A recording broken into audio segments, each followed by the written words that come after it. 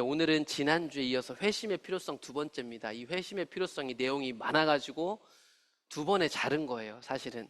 그 지난주에서 첫 번째 내용을 다뤘고, 오늘은 두 번째를 다루면서 제가 이 두 번째 부분을 읽고 설교를 준비하면서 생각한 게 뭐냐면, 우리에게 주신 하나님의 특권에 대한 거였습니다. 그 책에는 나와 있지 않지만, 그래서 오늘 회심의 필요성 두 번째 말씀을 나누면서 제가 성도의 특권이라는 제목을 지어봤어요. 저희 교회는 지금 회개하지 않은 자에게 보내는 경고라는 1600년대에 나왔던 청교도 신학자이자 목사인 조셉 얼라인이란 분의 책을 읽고 있습니다. 그래서 거듭나는 신앙, 구원받는 신앙, 회심에 대해서 다루고 있어요. 혹시 여러분 이 VIP라는 말 아시나요? 많은 분들이 아실 거예요. VIP라는 말은 이제 영어 단어로만 하면요, 매우 중요한 사람 이런 뜻이 있어요. 어떤 특정 단체나 종교 혹은 공동체, 그런 데에서 중요한 영향을 끼칠 수 있는 사람들을 보통 우리가 그냥 VIP라고 하는 것 같아요. 그래서 이 VIP라는 사람은 특별한 권한을 갖고 있습니다. 그래서 우리가 알고 있는 대통령도 그들 사이에서는 VIP라고 부르는 거죠. 그런데 우리가 가장 많이 듣고 있는 VIP라는 말은 우리가 일상적으로 본 데는 백화점 같은 데서 그런 것 같아요. 백화점 같은 데 VIP들만 이용할 수 있는 라운지가 있다든지 주차장도 따로 써요. 엄청난 특권이 주어지는 거죠. 그럼 제가 또 하나의 사진을 보여드릴 때, 이 카드를 아시나요? 이게 신용카드예요, 신용카드. 근데 신용카드가 까만색이죠? 이 카드는 일명 블랙카드라고 불리는 카드입니다. 요즘에는 한국에서 여러분들 쓰시는 신용카드 여러 회사에서도요, 이거를 본따 가지고 블랙카드라는 것을 만들어요. 이 블랙카드는 아무나 갖고 있을 수 없습니다. 일종의 최고 부자들한테만 줍니다. 그렇다고 해서 최고 부자라고 해서 무조건 돈만 있다고 가질 수 있는 것도 아니에요. 그 블랙카드의 원조가 저 미국에서 발행했던 이 아메리칸 익스프레스 나온 블랙카드가 원조입니다. 이게 원조인데, 이 카드를 가지려면요 1년에 몇 억씩은 써야 돼요. 이 카드로만 몇 억씩은 써야 되고요, 1년 사용료만 몇백만 원씩을 내야 돼요. 연회비가 몇백만 원씩 됩니다. 그런데도 이런 값을 지불하면서도 이 카드를 서로 갖고 싶어 해요.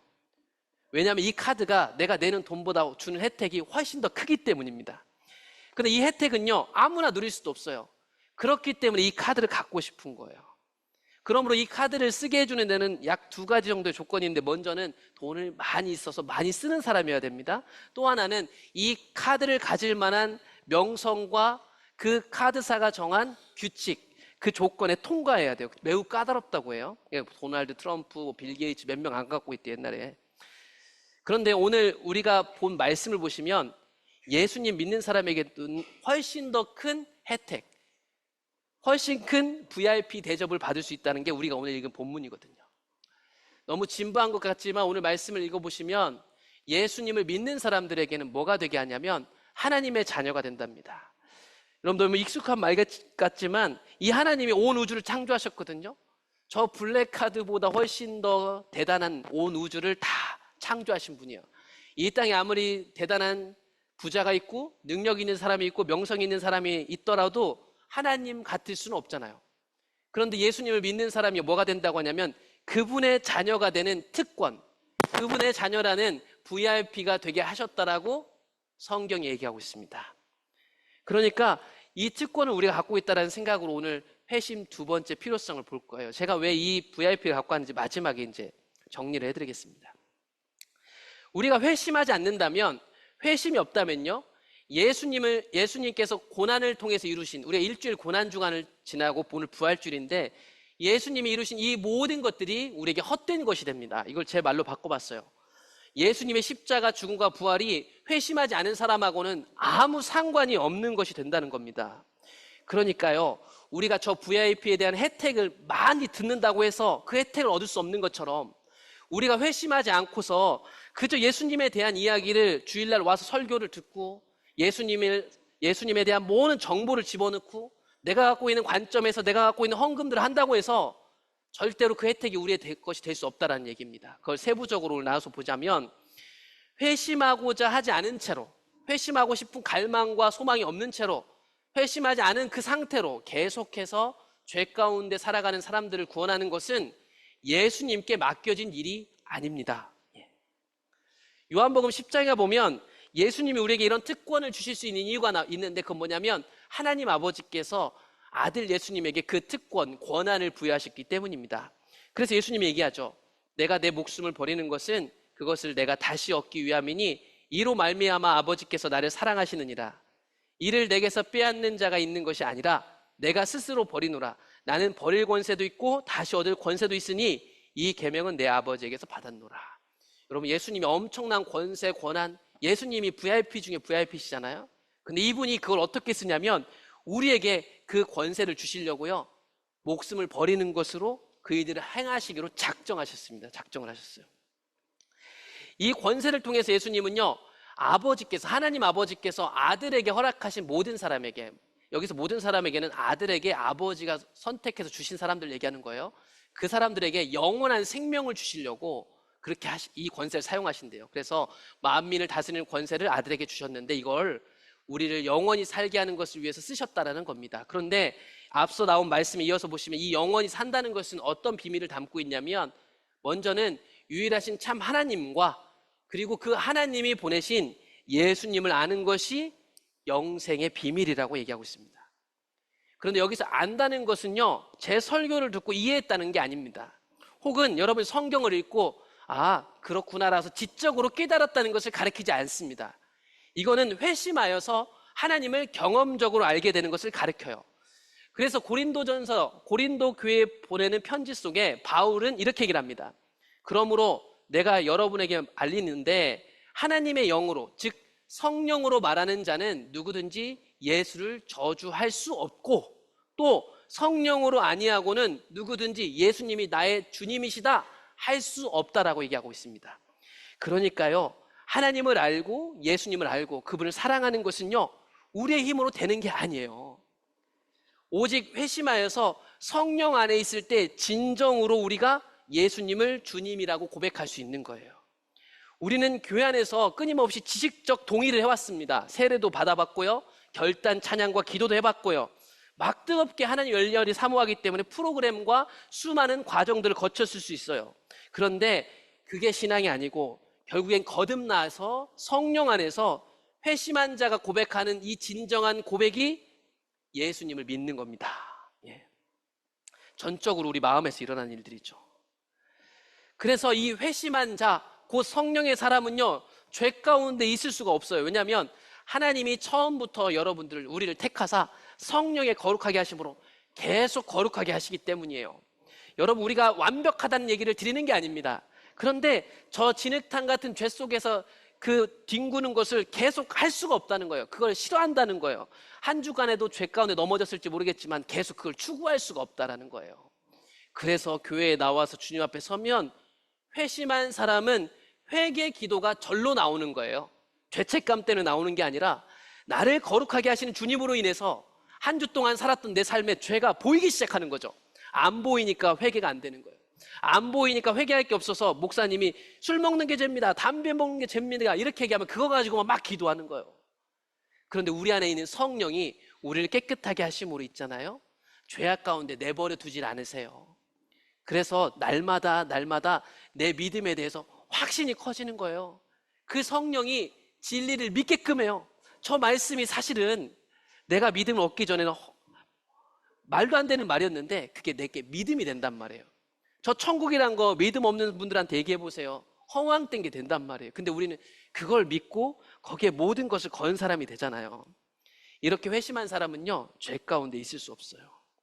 많은 사람들이 오늘날 교회 성도들이 이 주제를 다루는 거 싫어합니다. 불편해. 왜냐하면 한 주간의 삶이 형편없었기 때문입니다.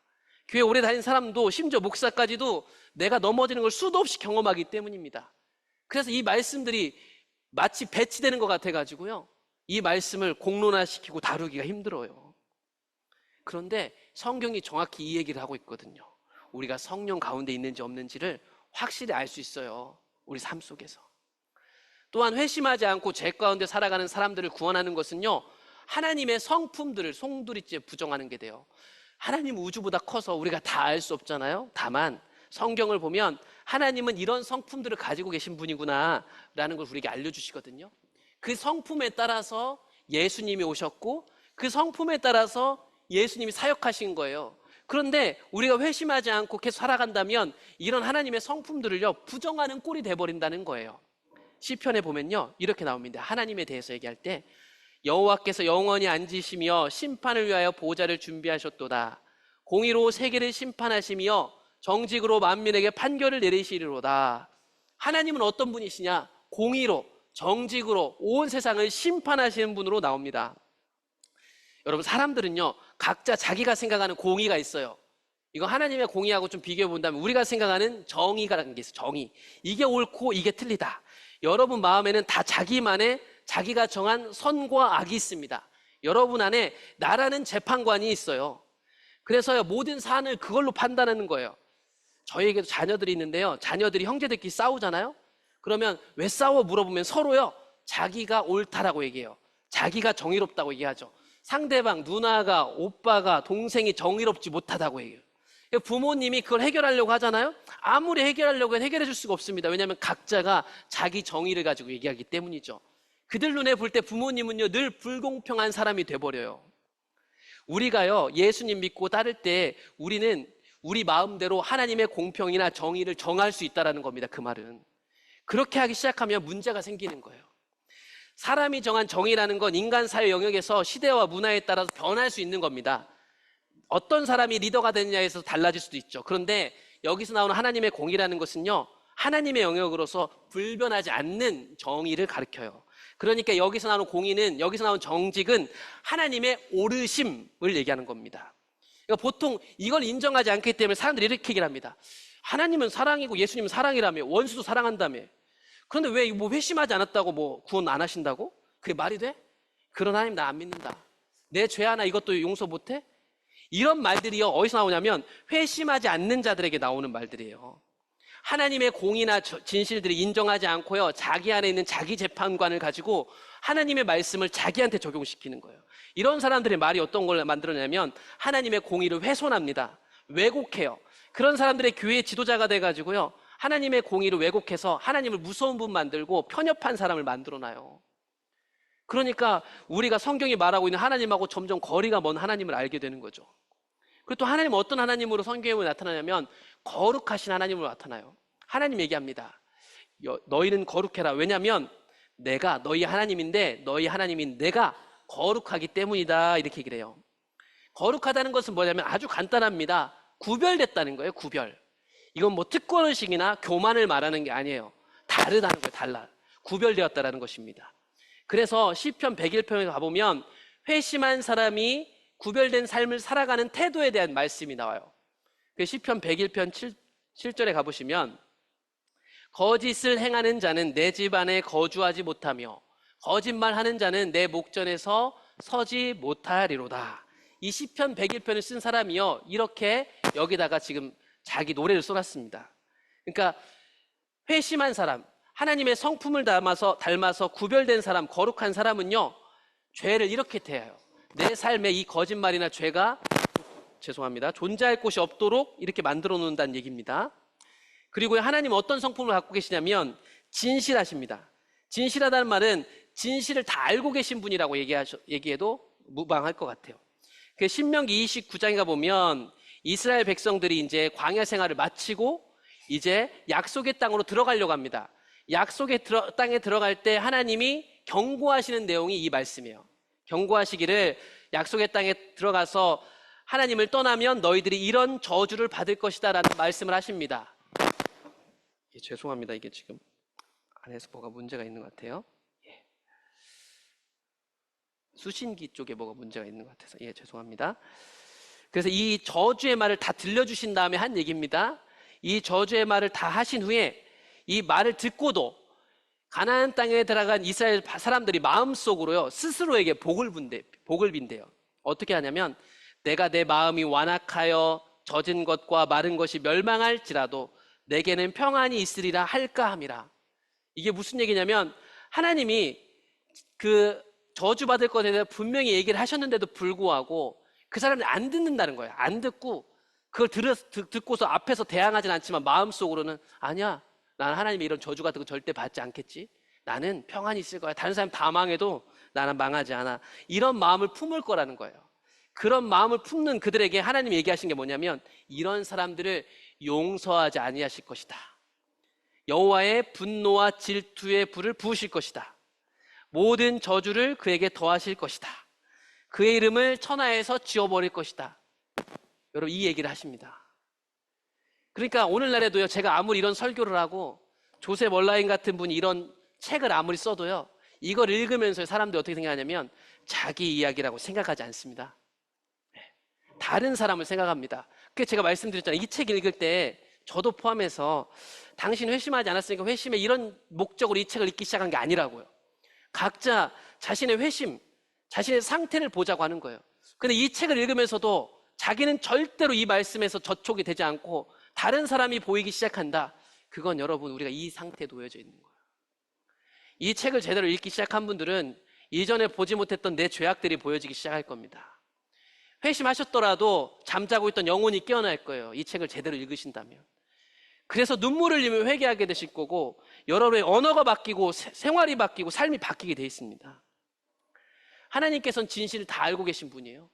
그래서 잠언에 가보시면 자기의 죄를 숨기는 자는 형통하지 못하지만 죄를 자복하고 버리는 자는 불쌍히 여김 받습니다. 하나님은 진실하신 분이라서요, 다 알고 계세요. 여러분, 우리가 하나님 앞에 진실할 때 불쌍히 여김을 받을 수 있는데 자신의 진실을 숨기고요, 하나님 앞에 자기 괜찮은 척 해봤자 형통할 수가 없습니다. 오늘날 이렇게 가면을 쓴 교회의 성도들이 너무나 많습니다. 죄를 자복하지도 않고 죄를 나쁘게 여기지도 않으면서 교회 왔을 때만큼은요, 아무렇지도 않고 가장 은혜스러운 사람으로 가장할 수 있다는 거예요. 또 하나님 어떤 분이시냐, 어떤 성품이 있으냐? 지혜가 많으세요. 지혜가 많기 때문에 그 지혜가 누구를 통해서 드러나냐면 예수님을 통해서 드러납니다. 예수님이 그 지혜이시기도 하시죠. 그래서 마태복음 7장에 보면 예수님이 이 땅에 오셔서 산상수훈이라는 말씀을 쭉 가르치니까 사람들이 이 예수님을 통해 드러난 지혜 때문에 다 놀랍니다. 예수께서 이 말씀을 마치심에 무리들이 그의 가르침에 놀라니 이는 그 가르치는 것이 권위 있는 자와 같고 그들의 서기관들과 같지 아니함일로라. 이 당시에 예수님이 하신 말씀은 이미 그 당시에 있었던 목사 혹은 설교자들을 통해서 다 들었던 내용들이에요. 그들을 통해서도 은혜를 받은 적이 있죠. 그런데 예수님이 하신 거는 완전히 달랐어요. 왜냐하면 이게 하나님의 지혜였기 때문입니다. 하나님의 지혜였기 때문에. 이 하나님의 지혜는요, 이런 특징을 갖고 있어요. 회심한 자에게만 주어지는 지혜입니다. 그래서 마태복음 6장에 가보시면 예수님이 이 얘기를 하실 때도 하나님 나라의 비밀을 얘기하시면서도 이렇게 얘기를 합니다. 하나님 나라의 비밀을요, 개에게 주지 말고 그 하나님 나라의 비밀을 거룩한 것, 진주로 얘기한 거예요. 이거를 돼지 앞에 던지지 말라 이렇게 얘기를 합니다. 이거는 짐승을 얘기하는 게 아니라 이 하나님의 지혜를 받을 만하지 않은 사람에게 주지 말라는 얘기입니다. 왜냐하면 그들이 그것을 발로 밟고 돌이켜 너희마저도 찢어 상하게 할 것이다. 여러분, 하나님의 지혜는요, 회심한 자에게 주어지는 거예요. 그러니까 회심하지 않은 자들은요, 하나님의 지혜를 이론적으로 받아들여서 어떻게 해야 되냐면 오히려 교회 안에서 참된 성도들을 찢어지게 하고 상하게 만드는 역할을 하는 거예요. 그래서 목사뿐만 아니라 모든 교회 사람들은 회심해야 됩니다. 회심하지 않은 상태에서 하나님에 대해서 우리가 내놓는 말들이요, 큰 죄악을 저지르게 되는 거예요. 그래서 예수님은 예수님의 모인 무리들에게 산상수훈이라는 하나님 나라의 비밀을 가르쳐줬지만 이것을 아무에게나 줄 수 없다라는 것도 분명히 얘기하고 있습니다. 그리고 하나님은 어떤 분이시냐? 전능하셔서 모든 것을 아시는 분입니다. 그래서 마태복음 5장에 예수님이 천국에 대해서 얘기할 때 천국 백성은 마음이 깨끗한 사람이래요. 마음을 어떻게 할까? 사람들은 모릅니다. 우리는 속습니다. 그런데 하나님은 속지 않으시죠. 사람들은 외모를 봅니다. 이 말은 잘생겼냐 못생겼냐가 아니라 겉모양을 본다는 거예요. 저 사람이 얼마만큼 교회 열심히 다니나, 봉사를 많이 했나, 헌금을 많이 했나, 그 사람이 얼마나 교회 공로가 있나. 그런데 하나님은 중심을 보실 수 있죠. 잠언 21장도 얘기합니다. 사람들의 행동이 다 자기가 보기에는 정직하지만 하나님은 마음을 감찰하실 수 있다. 이렇게 얘기를 합니다. 여러분, 사람은 속일 수 있습니다. 그리고요, 나 자신도 속일 수 있어요. 나 스스로가 나를 속일 수도 있단 말이에요. 그런데요, 무서운 게 뭐냐면 하나님은 속일 수 없다라는 겁니다. 왜냐하면 하나님은 우리의 중심을 아시기 때문입니다. 회심한 자 안에 하물며 하나님이 사시면 누가 속일 수 있을까요? 그래서 왜 이렇게 예수님을 믿는 사람들은 많이 울까? 속일 수 없는 내 마음이 날마다 주님께 들키기 때문입니다. 그 어느 때보다 타락한 시대를 살고 있다라고 우리가 얘기하고 있잖아요. 이 시대를 살아가면서도 눈물이 없고 이 시대 속에서 일주일을 지내고 있으면서도 아무렇지도 않다는 것은 이상한 일이에요. 오늘날 참된 성도라면 주일날 단 한 번 찾아오는 교회라도 그 앞에 주님 앞에 서면요 한없이 서글퍼질 거예요. 그건 죄책감 때문이 아니에요. 우리 안에 사시는 주님이 나를 비추시기 때문일 거예요. 우리가 사람도 속이고 나도 속일 수 있습니다. 내 열심으로 나를 속일 수 있고 가면을 만들 수 있어요. 그런데 하나님을 속일 수 없어요. 회심하지 않고서도 성도라고 자부하고 계시다면 이 모든 하나님의 성품을 부정하고 훼손하고 왜곡시키는 자가 되는 것입니다. 그러므로 우리는 반드시 회심해야만 합니다. 그래서 우리가 회심의 필요성을 읽고 있는 겁니다. 그리고 회심하지 않고 죄 가운데 살아가는 사람들을 구원하는 것은요 예수님이 하신 말씀을 부정하는 것이 돼요. 왜냐하면 예수님이 계속 그 말씀을 하셨거든요. 우리가 몇 주 동안 보잖아요. 예수님이 하신 말씀에 대해서 예수님이 이렇게 얘기하셨죠. 불과 성령으로 나지 아니하면 하나님 나라에 들어갈 수 없다.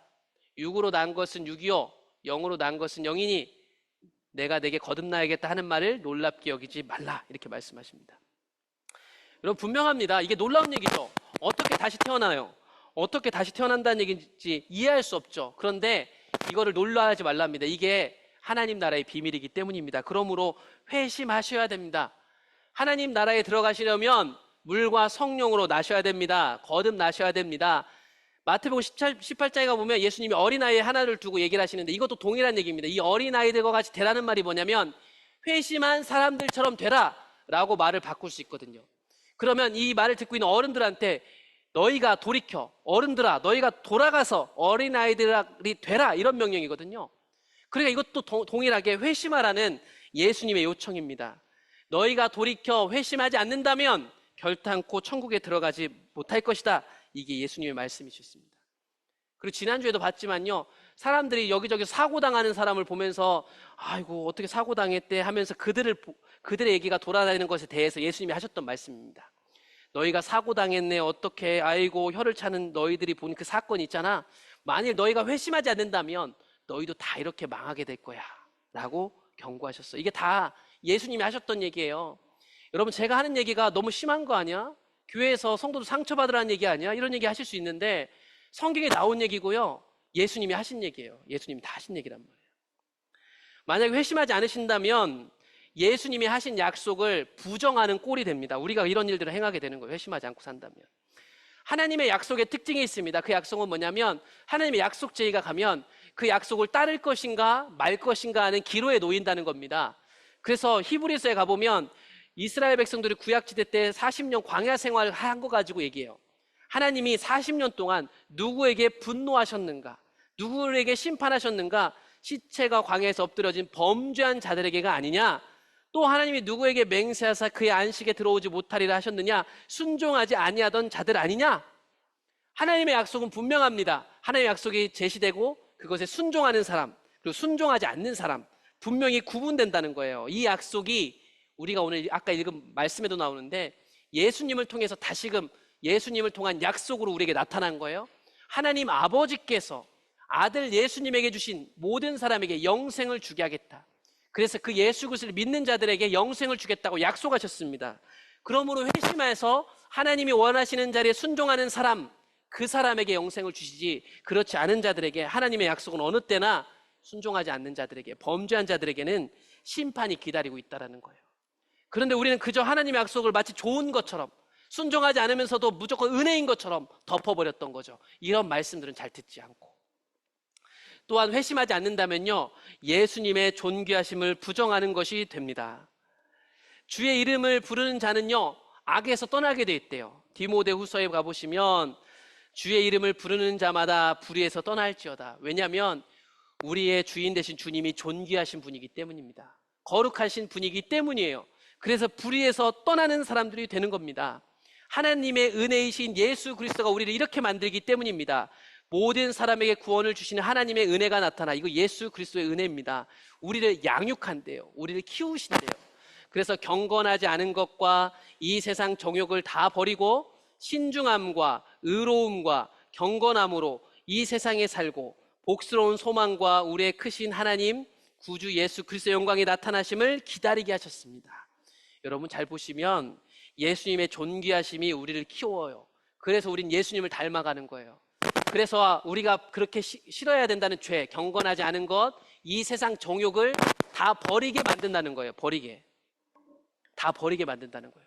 그리고 녹색 글씨를 보시면 그게 우리가 가져야 될 소망인데 이것도 예수님의 존귀하심을 따라서 우리에게 임하게 되는 겁니다. 그러므로 주를 향하여 이 소망을 가진 자마다 그분의 깨끗하심과 같이 자기를 깨끗하게 합니다. 바꾸게 얘기할까요? 그분의 존귀하심과 같이 우리도 우리의 존귀함을 유지하기 위해서 죄를 떠나게 됩니다. 그러므로 죄를 짓는 자마다 불법을 행하나니 죄는 불법이다라고 얘기하고 있습니다. 이제 거의 다 왔어요. 회심하지 않는 사람은요, 예수님이 갖고 계신 직분, 직임을 부정하는 일이 되는데 예수님이 어떤 직임을 갖고 있는지 베드로가 잘 설명해 줍니다. 이스라엘에게 회개함과 제사함을 주시려고 예수님을 오른손으로 높이사 임금과 구주로 삼으셨다는데, 임금이라는 것은 로마서에 나온 바울의 이야기를 빌려오면 심판하는 역할을 하시는 분이에요. 그래서 이거는 뭐 임금에 대해서 바울이 표현해 놓은 거예요. 이거하고 직접적으로 연관되는 구절은 아닌데, 그래서 권위자에 대해서 바울이 설명하기를 이렇게 얘기합니다. 임금이나 권위자, 통치자는 하나님의 사역자가 되어서 내게 선을 베푸는 자다. 그러나 내가 악을 행하면 그 하나님의 사역자인 임금이나 통치자가 너를 심판할 것이다. 하나님이 그에게 칼을 그냥 준 게 아니다. 이렇게 얘기를 합니다. 하나님의 사역자가 되어 악을 행하는 자에게 진노하심을 따라 보응하는 자가 임금입니다. 그래서요, 여러분, 예수님은요, 임금으로서 심판하는 분이에요. 심판하는 분. 우리가 그걸 자주 잊어버리려고 해요. 그걸 잊어버리고 뭐 하나만 가져오냐면 항상 구세주만 가져요. 구세주. 심판주이시기도 하고 구세주이시기도 합니다. 이게 예수님이 갖고 있는 직분의 전체예요. 전체. 그래서 예수님의 이름 자체가 구원자라는 뜻이잖아요. 그런데 우리는 이 구원자라는 이름에만 너무나도 집착하고 있는 거예요. 예수님은 임금이시기도 합니다. 이 사실을 기억하셔야 돼요. 이 사실을 기억하셔야 회심에 대한 열망과 갈망을 갖게 되는 것입니다. 여러분, 말씀 마치면서 제가 한 가지 이야기를 갖고 왔어요. 오늘 이 본문 책에 나오지 않은 건데요. 그래서 맺음 이야기라고 말할 수 있는 에필로그라고 제가 제목을 가져왔는데, 제가 오늘 한 말씀들 들으면서 많이 불편하신 분들이 있을 거라고 저는 생각이 듭니다. 그런데 오늘 예수님 만난 한 여자 이야기를 들어보시면 예수님이 저보다 더한 불편함을 선사하고 있는 걸 보게 될 거예요. 마태복음 15장에 보면 예수님을 찾아온 이방 여자 한 사람이 나옵니다. 예수님의 유명세가 떨쳐지고 있었죠. 예수님께 가면 모든 문제가 해결되는 거예요. 그 소문을 듣고 가나안 땅에 살고 있는 유대인이 아닌 사람, 즉 이스라엘 백성이 아닌 혈통적으로 하나님과 관계가 없는, 좀 더 심하게 얘기해 볼까요? 여호와 하나님이라는 신앙을 갖고 있지 않은 사람, 오늘날로 가져오면 교회 안 다니는 어떤 사람이 오늘 우리 예배에 온 거예요. 이 여자가 왜 왔냐면요, 자기 딸 때문에 왔어요. 그래서 이 사람이 나와서 예수님의 무리를 따라다니면서 다윗의 자손이여 나를 불쌍히 여기소서, 내 딸이 흉악하게 귀신 들렸습니다. 귀신 들린 자기 딸 때문에요, 자기는 원래 교회 다니는 사람도 아닌데 교회 가면 고쳐준다고 해가지고 온 거랑 비슷한 거예요. 쉽게 얘기하면. 거기 예수님이 계셨죠. 그런데 보통이라면 예수님이 고쳐주시거든요. 지금 앞에 보시면 다 고쳐줘요. 근데 이 여자를 고쳐주지 않습니다. 이유가 있어요. 이 여자가 캣 따라다니면서 고쳐달라고 소리치는데 예수님이 대답도 안 하는 거예요. 완전 무관심한 거죠. 무시하는 거죠. 제자들이 이게 불편한 거예요. 제자들이 와서 청하여 말하되 그 여자가 우리 뒤에 소리를 지르니 그를 보내소서. 제자들이요, 예수님이 그 사람 안 고쳐주는 건 어쩔 수 없지만 이 여자를 좀 처리를 해달라는 거예요. 고쳐주든지 가라고 해주든지 하라는 거예요. 예수님께 대답합니다. 나는 이스라엘 집에 잃어버린 양 외에는 다른 데로 보내심을 받지 않았다. 하나님의 백성 외에는 나는 다른 데로 하나님이 일하라고 보낸 게 아니야, 이렇게 그래요. 이 얘기를요, 옆에 있던 이 여자도 같이 듣고 있거든요. 지금 듣고 있어요. 듣고 있었기 때문에 이 여자가 반응하는 거예요. 뭐라고 하냐면 주여 저를 도우세요. 여러분, 이 말 너무 냉정하지 않으세요? 저 여자 그동안 앞에 보신 예수님하고 다른 모습이거든요. 유대인들을 위해서 오셨다는 거예요. 우리 교회 성도들을 위해서 왔다는 거예요. 그랬더니 이 여자가 포기하지 않습니다. 주여 저를 도와주세요. 예수님이요, 더 심하게 얘기합니다. 자녀의 떡을 취해서 개들에게 주는 것은 옳은 일이 아니다. 이 말은 무슨 말이에요? 이 여자 보고 너는 개야. 쉽게 얘기할까요? 좀 더 심하게 얘기해볼게요. 너는 천국 못 가. 너는 하나님 나라하고 관계되지 않은 사람이야. 이렇게 얘기하는 거예요. 여러분 냉정해 보이시죠? 예수님 이렇게 나쁜 사람이었나? 예수님의 사역에 대해서 여러분 오해하지 마셔야 할 건 하나님의 뜻에 따라 예수님은 사역이에요. 분명하게. 하나님이요. 하나님 믿는 사람들을 위해서 예수님을 보냈다니까요. 지금 그것을 정확하게 얘기하고 계신 거예요. 오늘 제가 왜 회심에 대해서 이렇게 집착하면서 얘기한 줄 아세요? 성경이 회심한 사람들에 대해서 얘기하고 있기 때문이에요. 성경이 그렇게 얘기하고 있기 때문에. 그런 여자가요, 그걸 인정합니다. 우리 같으면 에이씨 안 다녀, 교회 안 다녀, 시험 들었어 하고 나가버릴 텐데요. 이 여자가 그렇게 안 한단 말이에요. 주님 맞아요, 제가 개 맞습니다. 그런데 개들도 주인상에서 떨어지는 부스러기는 먹는 거 아닌가요? 라고 얘기를 해요. 이 여자가요 시험 들거나 기분 나빠하지 않는다니까요. 포기하지 않았어요. 우리가 회개하지 않은 자에게 보낸 경고를 읽으면서 제가 원하는 태도가 이 태도예요. 시험 들고 고통당하는 게 아니라 거기서 포기하지 않고 이 여자처럼 인정될 때까지 이 말씀 앞에 서보려고 하는 거예요. 그랬더니 기적이 일어났어요. 여러분. 그랬더니 여자여 네 믿음이 크다, 네 소원대로 되리라. 이 여자가요 그의 딸이 낫는 것을 경험합니다.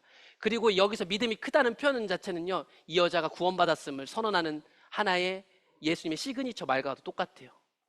그러니까 이 여자가요 이 사건을 통해서 예수님은 그들을 위한 구원자가 아닌데 이 여자의 구원자가 됐고요, 문제가 해결됨으로 인해서 그게 확실히 증거되어서 증명됐습니다. 예. 하나님의 어떠하심, 예수님의 사역을요 우리는 내게 끼워 맞춰요. 오늘날 교회 다니는 사람 대부분 다 그렇습니다. 예수님의 사랑교리를 가져와요. 하나님은 사랑이시다. 교회에 이렇게 막 현수막을 붙여놓습니다. 하나님은 사랑이시다. 교회에 찾아온 성도들이 그거 보고 막 은혜를 받습니다. 야, 한 주 동안도 내가 진짜 쓰레기같이 살았는데 하나님의 사랑이시래. 그 말이 완전히 틀린 말은 아니죠. 틀린 말은 아닌데 회심하지 않고 그런 상태로 신앙생활을 30년씩 하고 있는 거예요. 30년씩. 그런 상태로 장로가 되고 그런 상태로 교회 안에서 목사가 되는 거예요. 그래서 계속 그게 반복되는 거예요. 무서운 거죠. 우리는 하나님의 계획, 오늘 예수님의 사역 방식, 뜻을 현재 나의 상황에 끼워 맞추기인데 그 끼워 맞추기에 달인들이 됐고 목사들은 성도들을 그걸 끼워 맞출 수 있게 수많은 좋은 말씀만 골라가지고 또다시 성도들 마음대로 살 수 있도록 위로를 하고, 성도들은 또 자기 마음대로 죄 속에서 막 살아가다가 교회 와서 목사의 선포된 말씀을 받고 위로를 받고 찬양하면 위로받고 감동과 감정의 위로를 받고 또다시 삶으로 나가서 끊임없이 지옥 자식까지 살다가 지옥에 가게 되는 겁니다, 여러분. 그러니 교회에서 점점 회심에 대해서 얘기하지 않습니다. 회개하는 믿음에 대해서 얘기하지 않죠. 여러분 회심을 열망하시나요? 우리가 가져야 할 태도가 이 여자의 태도입니다. 회심은 목사가 주는 것도 아니고 내 열심으로 받을 수 있는 게 아닙니다. 하나님이 주시는 건데 과연 우리에게 이런 태도가 있냐? 저는 이 말씀을 드리고 싶은 거예요. 회심할 것인가 말 것인가의 기로에 우리가 놓여 있는 겁니다. 여러분 VIP로 하나님이 초대하십니다. 이 초청장이요 예수님이에요. 예수님. 이 예수님을 믿고 회심하길 소망하는지, 그 길에서 이 길로 이 혜택을 받기를 열망하는지 생각해 보셔야 돼요. 여러분 이 특권, 이 VIP로 우리를 부르셨는데 이 VIP가 받고 있는 혜택에 대해서 아무리 많이 들었을지언정 이 VIP가 되기 위해서 얼마를 내야 한다고 얘기하고 그 돈을 예수님이 치르셨다라고 아무리 지식적으로 동의할지언정 이 혜택은 절대 우리의 것이 될 수 없습니다. 제가 VIP 이미지를 얻기 위해서 구글에다가 이 VIP를 쳐봤더니요 대부분 나오는 이 마크들이 다 이런 동일한 모양 갖고 있어요. 잘 보시면 VIP라고 써놓고 여기 항상 뭐가 등장하냐면 왕관이 나와요. 그리고 옆에 보시면요 저 나뭇잎들 보이시죠? 저게 뭐 같으세요, 여러분? 예, 이걸 보면서 제가 무슨 생각하냐면 이게 면류관이거든요. 디모데후서에 보면요 바울이요 정확히 우리가 이 VIP, 이 사람들은 이 의미를 알았을지 모를지 모르겠지만 이 우리가 하나님 나라의 VIP라는 걸 분명히 해놓고 있습니다. 그래서 바울은요 자신의 마라톤과 같은 신앙생활을 마치면서 의의 면류관이 예비되어 있다는 것을 확신했어요. 의의 면류관, 그 면류관이 여기 둘러져 있는 거예요. 이것은 바울에게만 주신 게 아니라 예수님의 나타나심을 사모하는 모든 자에게도 이 면류관이 주실 거라고 얘기하고 있습니다. 또 하나는 우리가 오늘 읽은 말씀이죠. 온 우주를 만드신 하나님의 자녀, 왕의 자녀가 되니 우리가 쓸 왕관이 여기에 다 있는 거예요. 너무 멋있지 않나요?